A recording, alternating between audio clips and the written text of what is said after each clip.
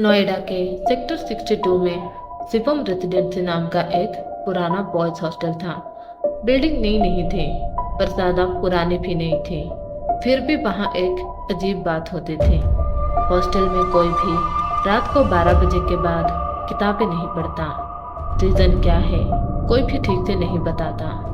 बस इतना बोलते हैं कि अगर तुम रात को किताब के पन्ने पलटोगे तो कोई और भी तुम्हारे साथ पन्ने पलटने लगेगा। यूपी के एक छोटे से गांव में रहने वाला आदित्य आदित्य नोएडा आया था इंजीनियरिंग की पढ़ाई करने।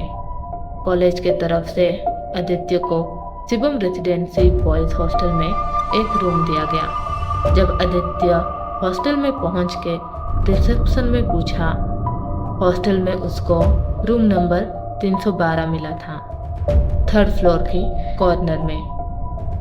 आदित्य ने देखा उस फ्लोर में बहुत कम लोग रहते थे।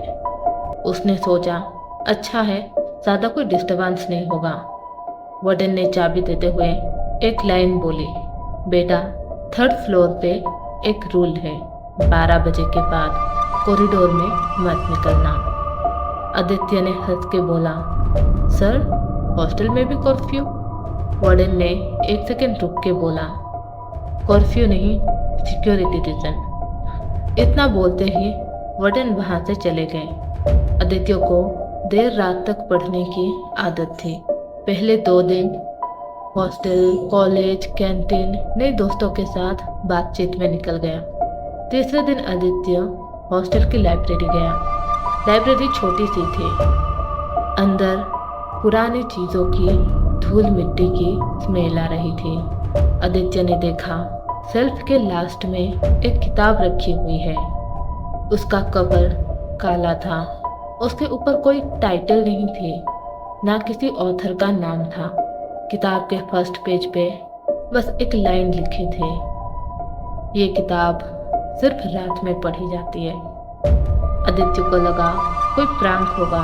उसने वो किताब उठाई। किताब बहुत भारी थी और कवर को टच करते ही उसको 1 सेकंड के लिए ऐसा फील हुआ जैसे कवर के नीचे किसका हाथ रख के दबाया गया हो। आदित्य ने किताब की धूल साफ किया और अपने कमरे में ले गया।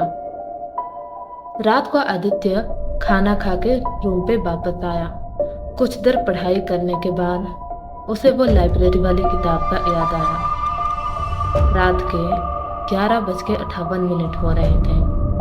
आदित्य ने किताब खोली। पहले पन्ने पर एक ही लाइन लिखी थी, पढ़ना है तो पढ़, पर लाइट बंद मत करना। आदित्य का मूड थोड़ा ऑफ हुआ। उसने सोचा था कुछ इंटरेस्टिंग होगा, पर ऐसा कुछ नहीं था। उसने पन्ना पलटा। दूसरे पन्ने पे वहाँ लिखा था, रूम 312 का दरवाज़ा लॉक कर। आदित्य चौंक गया, क्यों ये कोई नॉर्मल हॉरर राइटिंग नहीं थी। किताब को कैसे पता कि वो रूम नंबर 312 में है। आदित्य ने तुरंत दरवाज़ा लॉक किया। रात के 12:07 हो रहे थे। हॉस्टल में एकदम सन्नाटा था, पर आदित्य को लगा जैसे उस सन्नाटे के अंदर कोई और आवाज़ छुपा है, जैसे किसी ने अपनी सांस रोकी हुई हो। आदित्य ने किताब का पन्ना पलटा। पन्ना पलटते ही उसी वक्त कॉरिडोर से भी सेम आवाज़ आई, पन्ने पलटने की। आदित्य रुक गया। थोड़ी देर बाद उसने दोबारा पन्ना पलटा। कॉरिडोर से फिर सेम पन्ने पलटने की आवाज़ आई। आदित्य का चेहरा पीला पड़ गया, क्योंकि कॉरिडोर में कोई नहीं था और रात के 12 बजे के बाद हॉस्टल में लोग डोर तक नहीं खोलते। आदित्य धीरे धीरे रूम के पिपहोल के पास गया। उसने बाहर देखा, कॉरिडोर में कोई नहीं, पर रूम नंबर 312 यानी उसी के रूम के सामने फ्लोर पर एक चीज़ रखी थी, एक पन्ना, बिल्कुल किताब के पन्ने जैसा। आदित्य का गला सूख गया। उसने डोर नहीं खोला, बस पीपहोल से देखता रहा। तब उस पन्ने के ऊपर एक परछाई दिखाई दी। किसी पेड़ की परछाई। वो पेड़ धीरे धीरे पन्ने की तरफ बढ़ रहा था। आदित्य को सिर्फ पैर दिख रहे थे, ऊपर का बॉडी पिपहॉल में नहीं आ रहा था। पर उसको एक और चीज दिखी। वो पैर उल्टी डायरेक्शन में थे, एड़ी आगे और पंजे पीछे, जैसे कोई इंसान उल्टा चल रहा हो। आदित्य डर से पीछे हट गया। उसने किताब बंद कर दी और तभी कॉरिडोर वाली आवाज भी रुक गई। उसने चैन की सांस ली, पर उसी वक्त किताब के कवर के नीचे से एक धीमी आवाज आई, जैसे कोई किताब के अंदर से नाखून से क्रैच कर रहा हो। आदित्य ने तुरंत किताब को टेबल पर रख दी, पर उसने देखा कि किताब का कवर अपने आप खुल रहा है, एकदम धीरे धीरे, जैसे किसी ने अंदर से उंगली घुसाई हो। आदित्य ने फिर से कवर बंद कर दिया, पर बंद करते ही किताब में एक लाइन उभर आई, जैसे कवर पर इंक नहीं, स्किन के नीचे से शब्द निकल रहे हैं। लाइन थी, बंद मत कर, मुझे याद आ रहा है। अगले दिन सुबह सुबह आदित्य हॉस्टल के गार्ड से मिला। गार्ड का नाम था भोला। भोला का उम्र 50 से 60 साल का था। आदित्य ने भोला से पूछा, अंकल, 3rd फ्लोर में क्या हुआ था? भोला पहले इग्नोर करने लगा, फिर आदित्य के बार बार पूछने पर उसने बोला कि 3 साल पहले एक लड़का था, शुभम, रूम नंबर 312 में रहता था। आदित्य के अंदर एक डर सा उभर गया। उसने कांपते हुए बोला, 312? भोला ने धीरे से बोला, हाँ, शुभम रात भर पढ़ता था। एक दिन लाइब्रेरी से एक ब्लैक बुक ले आया। आदित्य ने पूछा, काली किताब? भोला ने आंख उठाई, नाम मत ले। आदित्य ने पूछा, फिर क्या हुआ? भोला ने बोला, एक रात 12:15 में हॉस्टल की लाइट गई, जनरेटर भी काम नहीं कर रहा था और शुभम के रूम से किताब के पन्ने पलटने की आवाज़ आ रही थी। वो आवाज़ लगातार 4 घंटे तक आ रही थी और फिर अचानक आवाज़ बंद हो गई। आदित्य बोला, पर शुभम का क्या हुआ? भोला ने सिर्फ इतना बोला, सुबह दरवाज़ा खुला हुआ था, लेकिन रूम के अंदर शुभम नहीं था।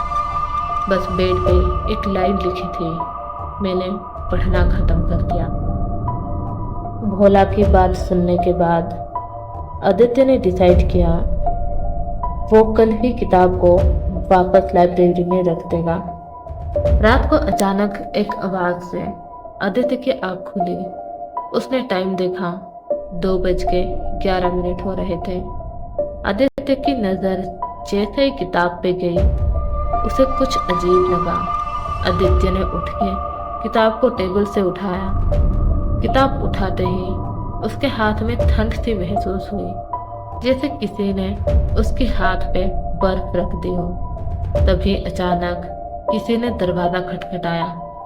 आदित्य रूम का दरवाज़ा खोला। कॉरिडोर बिल्कुल अंधेरा था, पर कॉरिडोर की लास्ट में एक इमरजेंसी लाइट जल रही थी। आदित्य ने जैसे ही आगे कदम बढ़ाया, वो रुक गया, क्योंकि कॉरिडोर में किताबों के पन्ने पलटने की आवाज़ आ रही थी। लेकिन इस बार आवाज़ किताबों से नहीं, हॉस्टल की दीवारों से आ रही थी, जैसे बिल्डिंग के अंदर कोई किताब पढ़ रहा हो। आदित्य जैसे ही रूम पे वापस जाने के लिए पीछे मुड़ा, तभी उसके रूम का दरवाज़ा अपने आप बंद हो गया। आदित्य दरवाजे को खोलने की कोशिश कर रहा था, फिर भी दरवाज़ा खुल नहीं रहा था। दरवाज़ा अंदर से लॉक हो गया। आदित्य का सांस रुक गया। वो बाहर कॉरिडोर में अकेला खड़ा था, रूम नंबर 312 के बाहर, और किताब उसके हाथ में थी। आदित्य को महसूस हुआ रूम के अंदर कोई और है, क्योंकि पीपहोल से एक आंख दिख रही थी। आदित्य ने देखा वो आंख इंसान के जैसे नहीं था, वो आंखें चमकीली थी, जैसे बिल्ली का हो, पर वो बिल्ली की आंख भी नहीं थी, क्योंकि आंख बहुत बड़ी थी और बिल्कुल स्टिल, जैसे जम गई हो। आदित्य डर से जम गया। उसने धीरे से पिपहॉल में देखा। अंदर कोई लाइट नहीं थी, फिर भी वो आंख क्लियरली दिख रही थी, जैसे काले अंधेरे में कुछ चमक रहा हो। आदित्य ने डर के मारे किताब नीचे गिरा दी। किताब गिरते ही हॉस्टल की इमरजेंसी लाइट भी बंद हो गई। अब कॉरिडोर पूरा अंधेरा हो गया था। आदित्य ने जैसे ही हाथ दरवाजे पे रखा, पिपहॉल से एक आवाज आई, बिल्कुल नॉर्मल आवाज, लेकिन उस वॉइस टोन में कुछ ऐसा था जो इंसान जैसा नहीं लग रहा था। आवाज थी, आदित्य, तुम बाहर हो। आदित्य का गला सूख गया। फिर से आवाज आई, और मैं अंदर हूँ। अब तुम मुझे वापस अंदर नहीं भेज सकते। और उसी मोमेंट आदित्य के हाथ में जो किताब था वो नीचे गिर गया और खुद ब खुद खुल गया और उसके पन्ने पलटने लगे। पन्ने बहुत तेज पलटने लगे, जैसे किताब खुद घबरा रहा हो, और लास्ट पेज पर जाकर रुक गए। लास्ट पेज पर सिर्फ एक लाइन लिखी थी, दिल दोबारा अब तुम्हारा नहीं रहा। अगर आप अगले पार्ट में क्या होगा जानना चाहते हैं, तो अगले पार्ट के लिए चैनल को सब्सक्राइब कर दें।